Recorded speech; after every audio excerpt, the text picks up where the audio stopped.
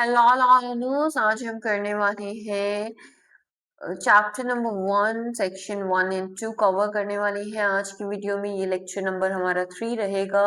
Indian contract act series है। First video था how to read bare act and second series में हमने agreement contract and proposals के बारे में पढ़ा था, बेसिक चीजें पढ़ी थी। This is lecture number 3। अगर आपने पहले के लेक्चर्स नहीं देखे हैं तो वो you know what to do है ना, प्लेलिस्ट चेक करना है and then you have to continue this lecture. आज का लेक्चर है द इंडियन कॉन्ट्रैक्ट एक्ट 1872, है ना। पूरे ध्यान से हमें सुनना है। पानी की बोतल प्लीज साथ में रखें, मोबाइल साइलेंट रखें और इसे अच्छे से कवर करना शुरू करें। जैसे जैसे मैं आपको कुछ हाईलाइट कर रही हूँ या लिख रही हूँ तो आप you have to do it the same way and समझते जाना है, ठीक है। तो हमारा जो कॉन्ट्रैक्ट एक्ट है उसका शॉर्ट टाइटल क्या है? टाइटल हमारा क्या है? The Indian contract act 1872। इस द को भी हमें नहीं भूलना है बच्चा, लॉ स्टूडेंट है हम।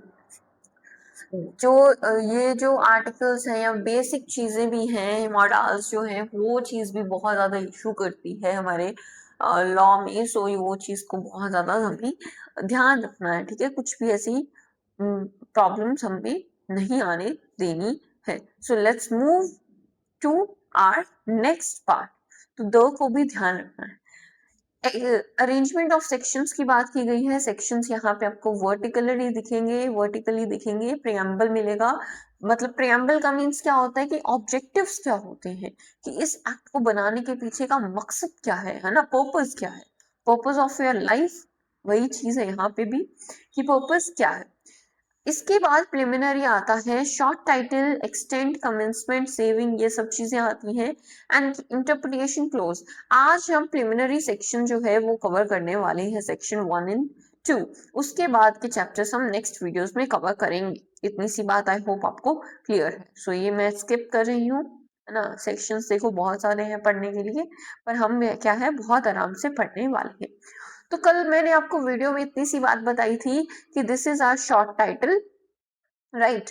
This is our act number 9 of 1872। It means कि 1872 में पार्लियामेंट ने जितने भी एक्ट्स पास किए उसका जो 9th एक्ट था वो कौन सा था? Indian contract act. ये चीज का हमें ध्यान रखना है। अब यहाँ पे प्रेसिडेंट की असेंट कब मिली थी, मतलब हाँ कब बोला था, यस पास कब कर दिया था? 25 अप्रैल 1872। देखो अप्रैल में ये चीज क्या हो गई थी, पास हो गई थी। और कमेंसमेंट क्या होता है कि मतलब जब ये फोर्स में आता, लागू हुआ था, ठीक है। तो यहाँ पे हमेशा किस, जो भी बेयर एक्ट पढ़ोगे यहाँ पे किसका दिया होता है आपको डेट?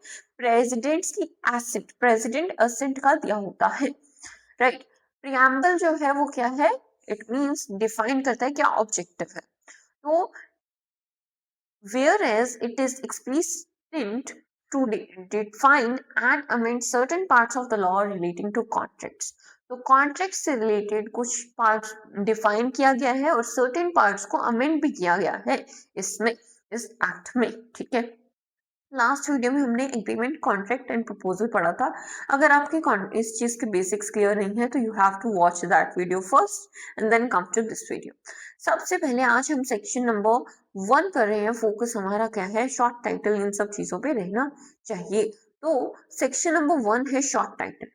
क्या कहने का मतलब क्या है यहाँ पे कि शॉर्ट टाइटल का क्या मतलब है? टाइटल क्या है भाई, नाम क्या है, बउआ का नाम क्या है? तो दिस एक्ट में be called the Indian contract act 1872। क्या बोलेंगे इसको? 1872। इसको क्या बुला लें? इसको नैतिक बना लें, इसको अक्षरा बुला लें, इसको नायरा बुला लें, कुछ भी नहीं बुलाना है इसको। हमें द इंडियन कॉन्ट्रैक्ट एक्ट 1872 बनाना है, जो इसका नामकरण हो गया है, ठीक है। इसके बाद इसका एक्सटेंट कहाँ है भाई, कहाँ तक ये जा सकता है, फैलेगा कहाँ? तो इसकी कुंडली कहाँ तक जाएगी? तो द होल ऑफ इंडिया में ये क्या है, इसका एक्सटेंट है कि भाई ये तो साम्राज्य, पूरा महासम्राट बनेगा। तो वही चीज है कि होल ऑफ इंडिया तक क्या है, इसका एक्सटेंशन रहेगा।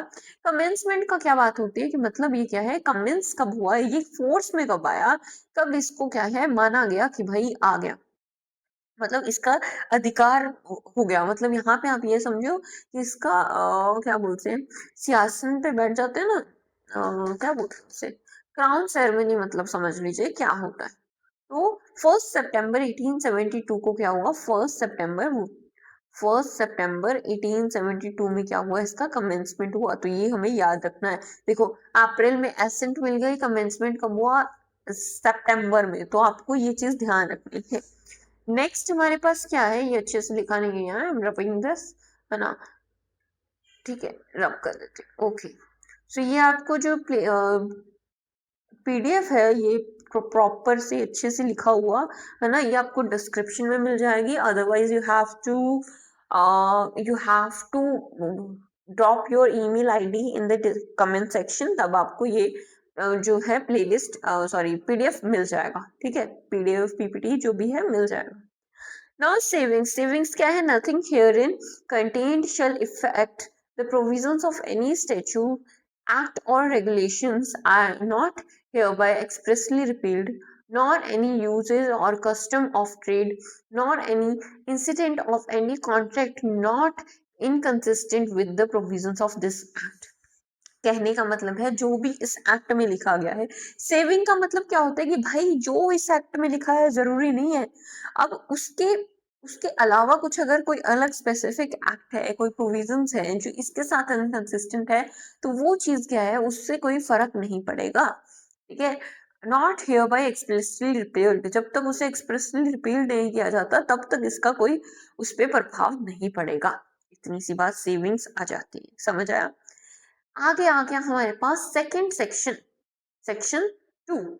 सेक्शन नंबर 2 किस चीज का है, इंटरप्रिटेशन क्लॉज। इंटरप्रिटेशन का मतलब क्या होता है कि भाई जो वर्ड है उसे अच्छे से, आपने हिंदी में सारांश पढ़ा होगा ना, एक्सप्लेनेशन, राइट, सारांश। तो वही चीज क्या है, इंटरप्रिटेट करना, उसको मीनिंग को समझना, ठीक है।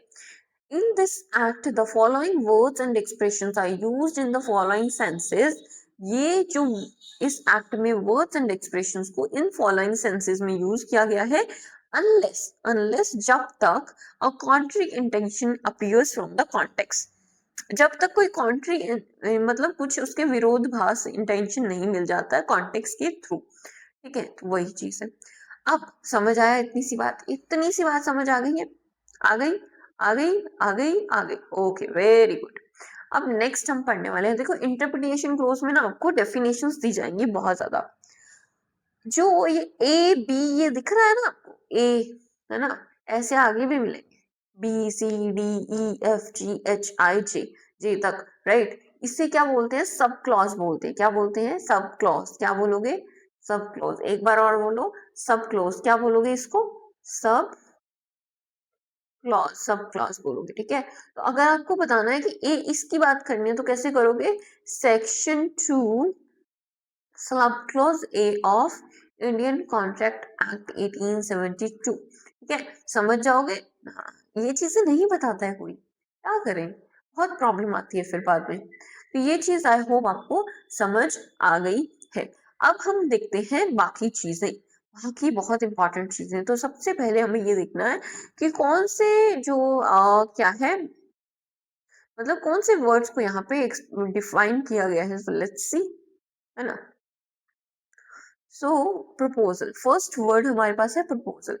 When a person signifies to his willingness to do or to abstain from doing anything with a view to obtaining the assent of that other to such act or absence, he is said to make a proposal। कहने का मतलब ये है, देखो ये proposal वैसे ही proposal है जैसे एक लड़का लड़की को प्रपोज करता है, लड़का लड़की को प्रपोज करता है। अब भाई लड़की लड़के को प्रपोज क्यों नहीं करती है ना, ये मेरे से मत पूछना, क्योंकि सूरपनखा जो है ना, रामायण के समय उन्होंने राम को प्रपोज किया था और उनका नाक कट गई थी, आपको पता ही है। इसीलिए तब से क्या है, लड़कियों ने मना कर दिया कि भाई हम तो प्रपोज नहीं करेंगे, तुम करना है तो करो, नहीं तो जाने दो। तो वो ये आ गए बाबू, इन्होंने प्रपोज कर दिया कि भाई गुलाब देके कि भाई मैं करके कर दिया, ठीक है। अब इसमें क्या है, इसने बोला विल यू मैरी मी, तो ये लड़की बोल भी सकती है कि हाँ मैं करना, I want to marry you और I not want to marry you. तो यहाँ पे इस सिनेरियो को ध्यान रखना। यहाँ कहने का मतलब क्या है, when one person signifies, sign दिया ना उसने प्रपोज करके कि हाँ ठीक है, और कोई यहाँ पे हलवा तो मांग नहीं रहा होगा उससे, भीख तो मांग नहीं रहा होगा ऐसे फूल आगे करके, तो साइन क्या दिया कि वो क्या कर रहा है, प्रपोज कर रहा है। When one person signifies his to other, मतलब एक पर्सन दूसरे पर्सन को क्या कर रहा है, सिग्निफाइज कर रहा है अपनी willingness to other, his willingness to do, मतलब ये ए जो बंदा है वो कहता है कि मैं तो तुम्हारे से शादी करने के लिए तैयार हूँ, या है ना, तैयार हूँ, तुम तैयार हो कि नहीं, और to abstain from doing anything, और तुमसे ही शादी करूंगा, किसी और से शादी नहीं करूंगा, फलाना फलाना फलाना, है ना, ऐसा कुछ बोल देता है। With the view to obtaining the assent of other. अब ये जो लड़की है उसकी हाँ या ना पे ये लेना चाहता है कि भाई हाँ बोल देगी, प्रपोजल एक्सेप्ट कर देगी तो अपना बल्ले बल्ले, रिजेक्ट भी कर देगी तो भाई ऐसे तो बोलेगी कि तुम मतलब मेरे अच्छे दोस्त हो, ये वो, है ना, रिजेक्ट कर दोगे तो दोस्ती अच्छी बन जाएगी, ऐसा चीज है ना, ऐसा समझ के भाई बगुआ क्या कर देता है, प्रपोज कर देता है। अब लड़की तो अलग ही बेइज्जती करके चली जाती है, वो तो बात अलग है, छोड़ो। तो यहाँ पे क्या है, दिस इज कॉल्ड प्रपोजल। अब बात ये हाँ करे ना करे तो उस चीज की क्या है, एक और रिस्पेक्ट करनी होती है, ऑफ डूइंग सच एक्ट, और ना करना, ठीक है। He is said to be make a proposal, तो इसको क्या बोलेंगे, प्रपोजल बोलेंगे। तो इतना सिंपल, इतना खुल के कोई मुझे नहीं लगता समझाता है हमारे लॉ स्कूल्स में। सो आप मुझे थैंक्स यू बोल सकते हो कमेंट सेक्शन में, है ना।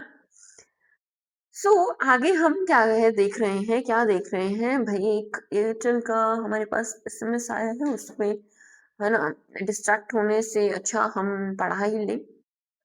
देखो, सेकंड हमारे पास सब क्लॉज बी क्या है, क्या क्या चीज बताता है, प्रॉमिस के बारे में बताता है। प्रॉमिस क्या होता है, अब प्रॉमिस क्या होता है, ये पिंकी प्रॉमिस क्या प्रॉमिस होता है।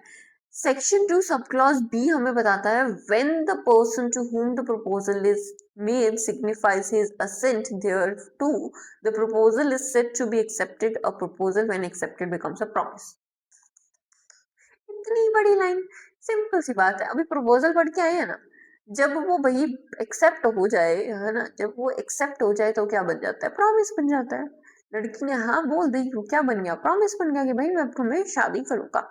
अब लंबी भाषा में क्या कहता है कि जब एक पर्सन प्रपोजल बना देता है और उस प्रपोजल को हाँ सिग्निफाइज हिज असेंट, मतलब अपनी हामी भर देता है, तो वो प्रपोजल को क्या माना जाता है, एक्सेप्टेड माना जाता है, उसे क्या बोलते हैं, प्रॉमिस बोलते हैं।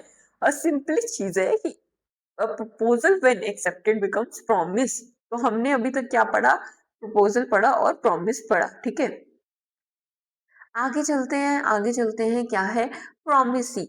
अब देखो प्रॉमिसर और प्रॉमिसी आ गया, ठीक है, पी पी पी भी चल रहा है, ये भी चीज ध्यान रखनी है, पी पी, ठीक है। तो प्रॉमिसर और प्रॉमिसी क्या होता है, the person making the proposal, जो पर्सन प्रपोजल कर रहा है, मतलब वो लड़का, ठीक है, ए, ठीक है, वो क्या है, प्रॉमिसर है। क्या है, प्रॉमिसर है। अब लड़का लड़की दोबारा बनाए क्या, हाँ, ये लड़का हो गया, ये सॉरी ये लड़का हो गया ए, और ये हो गई हमारी लड़की, ये होगी बी, ठीक है। तो ये क्या हो गया, हमारा प्रपोजल हो गया, प्रपोजर, है ना, प्रपोजर, और ये हो गया प्रपोजी, ठीक है, प्रपोजी। तो ये चीज हमें समझ आ जानी चाहिए, इतनी सी बात है। और जो पर्सन एक्सेप्ट कर रहा है प्रपोजल को, that is promisee, sorry, promisor and promisee, I was proposer बोल रही हूँ, नहीं, प्रॉमिसर एंड प्रॉमिसी, मुझे भी थोड़ा अटपटा लगा था, प्रॉमिसर और प्रॉमिसी, ठीक है।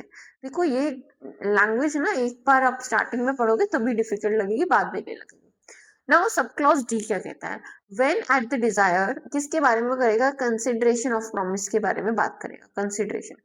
भाई उसने बोल दिया कि हाँ हाँ मुझे, मतलब क्या, मुझे क्या मिलेगा, कहने का मतलब ये है, when at the desire, at the desire of the promiser, the promisee or any person has done or abstained from doing something, or does or abstain from doing, or promises to do or abstain from doing something, any act or absent or promise is called consideration of for the promise. कहने का मतलब है कि भाई promisee, जब promiser और promisee की हाँ हाँ हो जाती है, तब एक दूसरे के लिए वो क्या बोल जाते हैं, जो चीजें करना करनी होती है, दैट इज क्या बन जाती है, उनकी कंसिडरेशन बन जाती है।